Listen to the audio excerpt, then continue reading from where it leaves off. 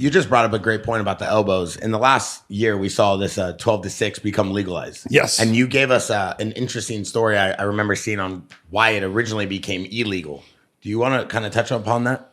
Yeah, what happened is it was Lorenzo Fertitta was when he bought the UFC. You got to figure he got it at UFC 30, between 29 and 30. Yeah. And the first show that they did, and this is how Dana became friends with Donald Trump and everything, was the first show they did was at the Trump Taj Mahal in New Jersey. It was called the Mark Ettis Arena. And it had Tito Ortiz, who you were training with at the time, taking on Evan Tanner. And it was that fight. There was, Tito just gets a body lock and picks Evan up, and Evan does the wrong thing, and he slams him, and his head hits the ground, and he goes out, fights over. And the commission had a conniption. Over that? Oh, yeah, dude. That and Gan McGee.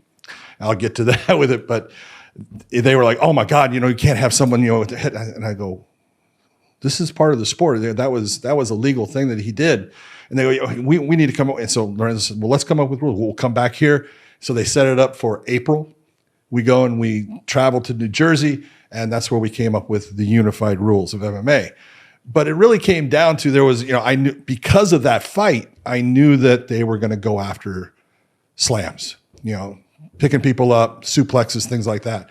So Jeff Blatnick was another guy. He was at the time, he was the color commentator for the UFC.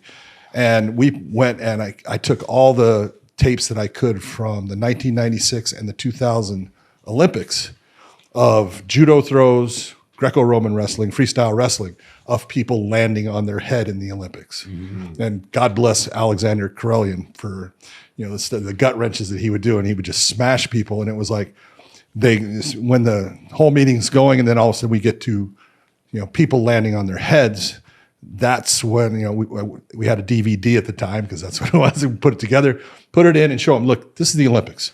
You need to understand. And the whole point was, as a fighter, no different than like when Quentin had the fight with Ricardo Arona. Everyone looks at that and goes, oh my God, that shouldn't be allowed. Whoa.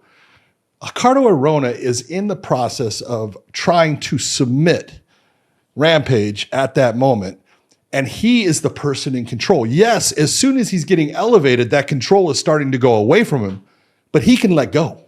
He's the one that's determining, do I either hold on to this and try to make this work, or do I let go and save myself from possibly getting slammed on my head? So all of those things helped us in when we put the rules together.